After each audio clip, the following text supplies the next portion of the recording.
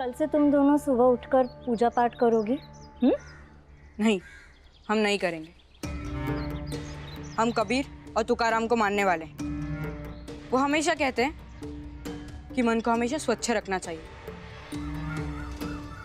ईश्वर इंसान के भीतर बसते हैं, इसलिए इंसानों की सेवा करनी चाहिए।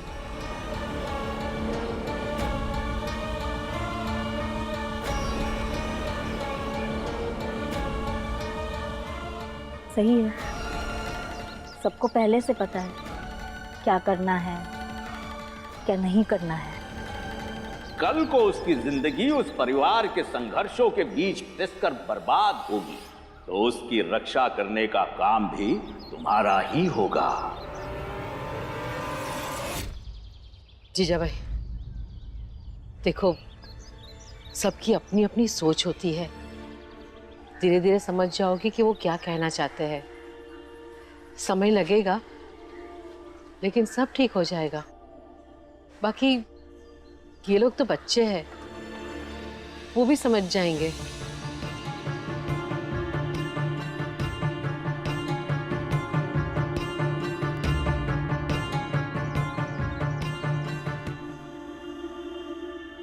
सही बात है, वो बच्चे हैं और बच्चों से सामंजस्य बिठाने में हम और आप जैसे बड़े ही तो काम आते हैं। ताई, एक बात जान लीजिए कि ये बच्चे उतनी जल्दी जीजाबाई को अपनी आई मानेंगे जितना जल्दी आप उसे एक बहू की तरह रखेंगे। मैं ये नहीं कह रही हूँ कि आप उसे बहू की तरह नहीं रख रहे हैं, लेकिन ज़रूरी ये है कि उसे ज़्यादा प्यार, सम्मान और अधिकार मिले, ताकि बच्चों पर दबाव बने। मैं कुछ समझी नहीं। मैं समझाती हूँ।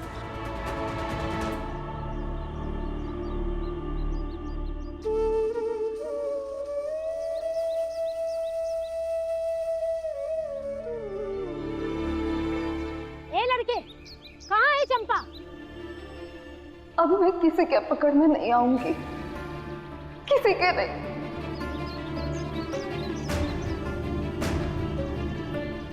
बताएगा? रात भर मैंने उसे ढूंढा, फिर जाके किसी ने बताया कि तू कल रात भर से हमारे इलाके में घूम रहा है। इसका मतलब तूने ही उसे भगाया होगा। मैंने उन्हें नहीं भगाया है, वो खुद गई है। और अब आप उन्हें कभी नहीं पकड़ पाएंगी, क्योंकि उन्होंने फैसला कर लिया है। और जो लोग फैसला लेने लगते हैं, उन्हें कोई कभी नहीं रोक पाता। रुक, मैं अभी बताती हूँ, तू सुनने वाला नहीं है। नहीं सुनेगा ना तू?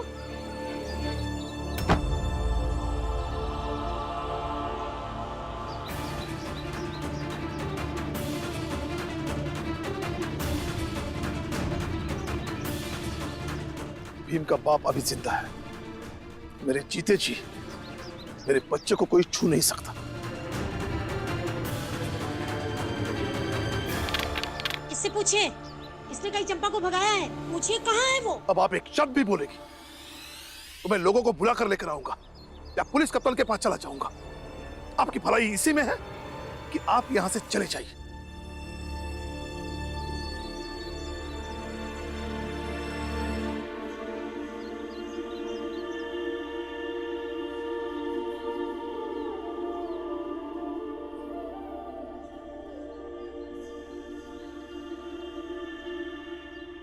भीम बेटा, शायद तुम 3.5 या 4 साल के थे।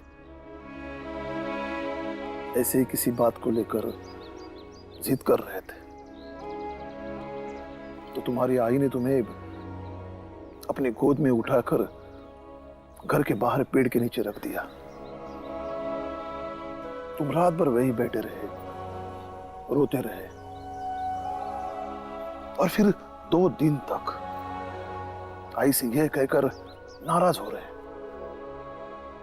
कि वो तुम्हें घर के बाहर पेड़ के नीचे रखकर खुद आकर कैसे सो गई। बाबा, तब मैं बहुत छोटा था, इसलिए समझ नहीं पाया कि उस रात आए भी जगी होंगी या शायद रो भी रही होंगी। शायद नहीं, वो रात भर रोती रही और फिर सालों बाद कल की रात ऐसी थी जब तुम घर से बाहर रहे।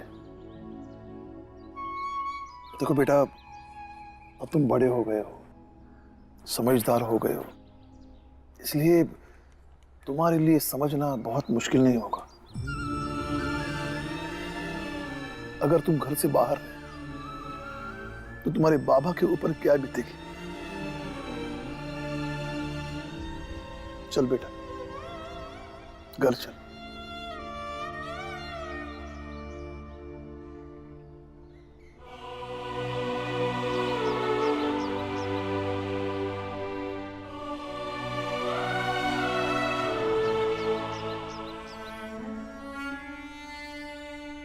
जीजा भाई, एक परिवार में गहनों के हस्तांतरण से जिम्मेदारियों का हस्तांतरण भी होता है। इससे रिश्तों का रंग और गाढ़ा हो जाता है। हमारे पास ज्यादा गहने तो नहीं है, लेकिन जो भी है वो आज तक भीमा भाई अपने पास ही रखती थी। ये सब उसी के हैं, लेकिन आज से ये सब तुम्हारे हैं।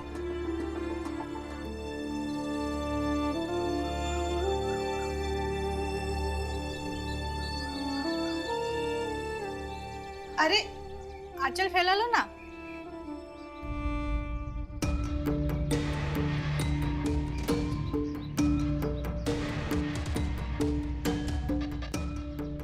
आशीर्वाद की तरह डाल दीजिए इसके आंचल में।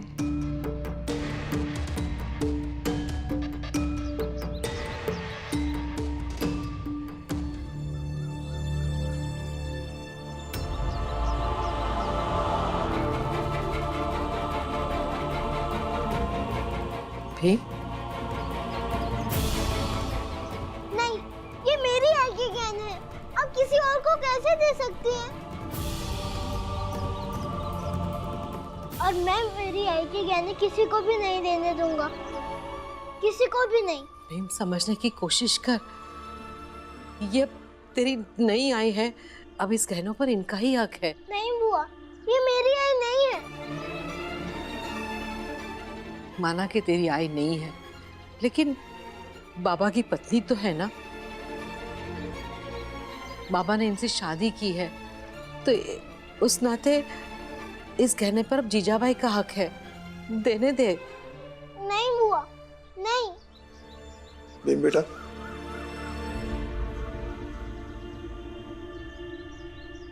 इन गहनों का तुम क्या करोगे? चाहे मैं जो भी करूं, लेकिन ये गहने मेरी आई के हैं।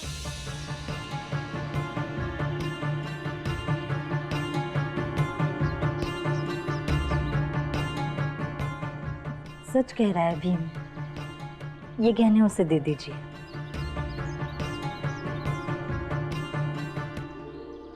आप सबकी खुशी भीम की खुशी में है,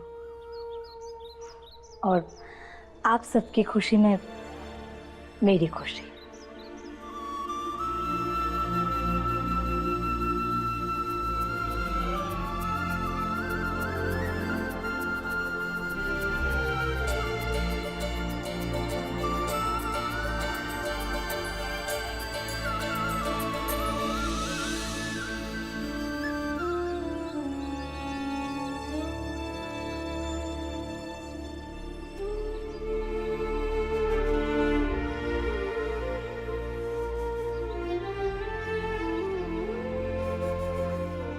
भैया,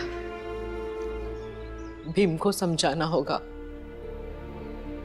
उसकी मर्यादा क्या है, उसका दायरा क्या है,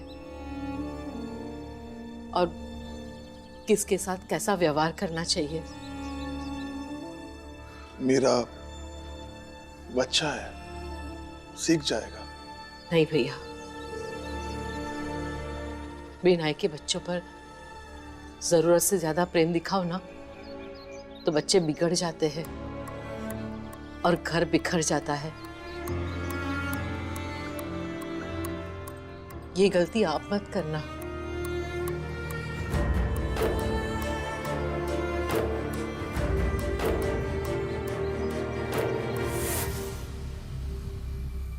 ऐसे तो सब कुछ लुटा दोगी तुम, कुछ नहीं बचेगा तुम्हारे हाथों में, न परिवार, न बच्चे, न पति और ना ही गहने। ऐसे कौन करता है भला कि अपने हाथों से अपना हक घर के छोटे बेटे के हाथ में दे दिया? जीजा भाई, तुम्हें समझ नहीं आ रहा है कि उस घर में तुम्हें अपनी जगह बनानी होगी। मैं लालची नहीं हूं, वो गहने तुम्हारे पास रहते मैं अपने साथ नहीं ले जाती, लेकिन मुझे तुम्हारी फिक्र है, इसीलिए समझा रही हूँ ना। हाँ तो समझ गई ना मैं भाभी। आप नहीं समझी कि मैं वहाँ कुछ नहीं बोल सकती थी। अच्छा लगता मैं भीम के सामने गहनों के लिए बहस करती? मेरे पति और परिवार के सामने मैं लालची साबित हो जाती। और गहने तो मुझे मिल ही जाएंगे भाभी, देखिएगा भीम खुद मुझे ला कर देगा। अरे वो भीमराव है, पूरा मोहल्ला जानता है उसकी जिद के बारे में। उसने जो एक बार सोच लिया ना तो सोच लिया। जानती हो भाभी, मैंने इस घर में विवाह क्यों किया? क्योंकि राम जी मुझे बहुत अच्छे इंसान लगे, और एक अच्छे इंसान के साथ जीवन दोबारा शुरू करना आसान लगा मुझे। इसका मतलब ये नहीं कि इस घर में मैं पानी की तरह बह जाऊं, हर कोई आए मुझ में अपना रंग मिला दे और मैं सब कुछ स्वीकार करते हुए बस बहती जाऊं, चाहे वो भीम ही क्यों ना हो। मुझे कोई फर्क नहीं पड़ता। हाँ तो पढ़ने भी मत देना, क्योंकि उस घर में एकमात्र अड़चन भीमराव है, और आगे भी अगर कोई होगा ना तो वो भीमराव ही होगा।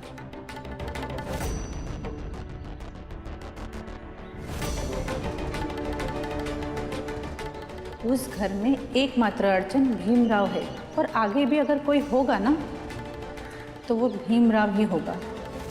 भीम, इतना समझदार होकर तू ऐसी हरकतें क्यों कर रहा है? नहीं बाला भैया, ये मैं किसी को नहीं दे सकता। भीम मत दे किसी को गहने। पर पहले तो तू ऐसा नहीं था ना, तुझे तो अपना भी सब कुछ दूसरों को देने का मन होता था, और आज अचानक से आई के गहनों से मोह क्यों? देख भीम, आई से प्रेम हम सब भी करते हैं, लेकिन सच बात तो यही है ना कि आई अब नहीं रही, और जिनसे बाबा ने दूसरी शादी की है वो हमारी दूसरी आई है। भीम की तरह अब मैं भी उन्हें अपनी आई नहीं मानता।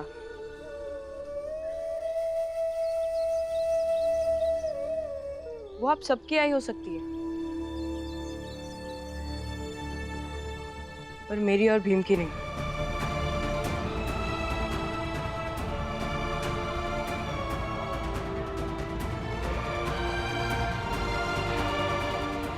और अब मैं भी देखता हूँ कि भीम से छिनकर ये गहने उन्हें कौन देता है।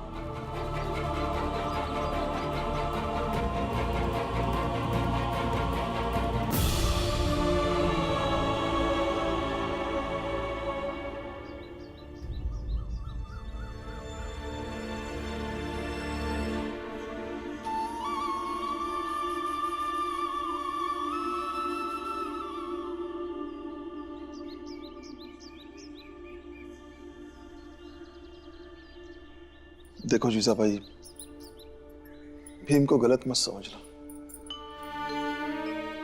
वो तो प्रकृति से इतना दानी है, बस अपनी आई की ममता से इतना जुड़ा है कि। ये कपड़े साफ है या साफ करने हैं? और तुम देख लेना, मेरा मन कहता है कि तुम्हें सारे बच्चों में से अगर सबसे ज्यादा कोई प्यार करेगा तो भीम करेगा। मेरा मन कहता है ये अभी साफ करने हैं। मैं तुमसे कुछ बात कर रहा हूँ, तुम बात को टाल क्यों रही हो? ये कपड़े गंदे हैं या? मैं कुछ बात कर रहा हूँ।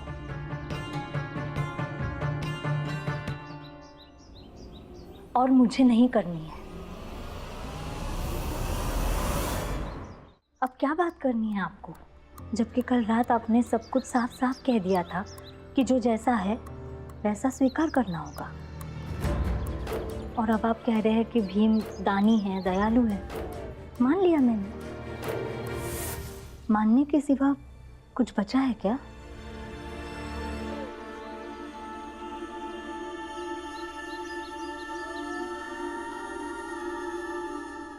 नहीं, ऐसी कोई बात नहीं। देखिए, मैं उन औरतों में से नहीं जो घर तोड़ दे, और कभी कभी चुप रहने से कई चीजें ठीक हो जाती है। बात सिर्फ गहनों की नहीं है। जब किसी कुंवारी लड़की का विवाह होता है तो उसके लिए उसका पति और गहने दोनों खास महत्वपूर्ण होते हैं, लेकिन जब किसी विधवा लड़की का विवाह होता है उसके लिए सबसे महत्वपूर्ण उसका पति होता है। गहने तो मिट्टी बन जाते हैं। जाइए, आप बाहर जाइए, मैं सबके लिए चाय और भीम के लिए दूध बना कर लाती हूँ। और कृपा करके जो जैसा है वैसा ही रहने दीजिए। दीदी भी कह रही थी कि समय के साथ साथ सब कुछ ठीक हो जाएगा, और मैं नहीं चाहूंगी कि आप भीम से कुछ भी कहें।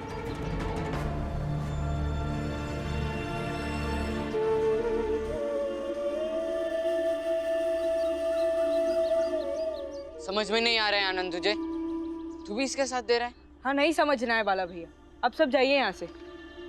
बड़े भाई की बात की कोई इज्जत है या नहीं? तो बड़ा भाई भी छोटे भाई के दर्द को कहाँ समझ रहा है?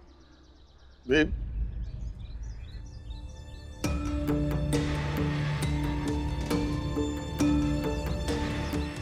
ये सारे गहने अभी के अभी जीजाबाई को दे दो। नहीं बाबा। भीम, मैं आदेश दे रहा हूं, एक बाप अपने बेटे को हुक्म दे रहा है, उठो।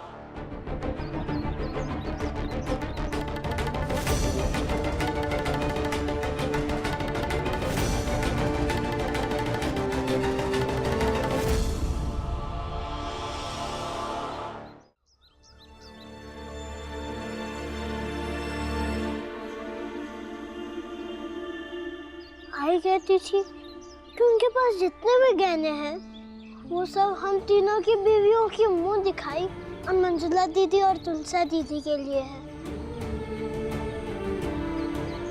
इसलिए मंजुला दीदी, ये आपके लिए।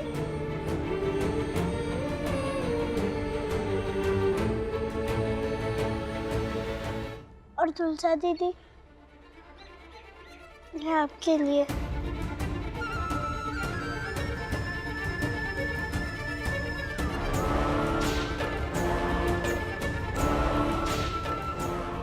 बाला भैया, ये आप लीजिए।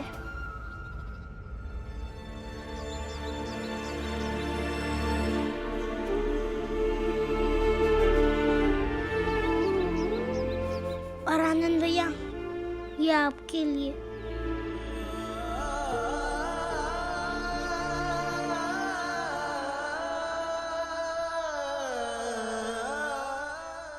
तुझे पता है भीमा, ये बूंदे है ना, मुझे मेरी आई ने दिए थे, और आज तेरी वजह से ये बूंदे मुझे वापस मिल गई।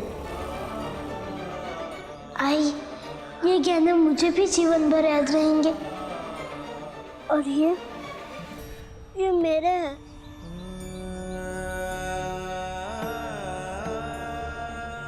इसलिए नहीं कि मुझे गहनों का लालच है, बल्कि इसलिए क्योंकि आई के ये गहने मुझे सबसे ज्यादा प्रिय हैं।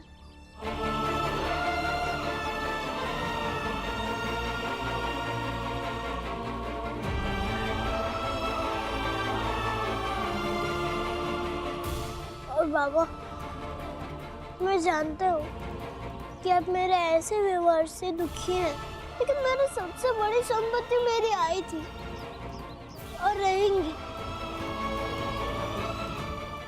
बाकी मेरा इरादा आपको या किसी को भी परेशान करने का नहीं हो सकता है।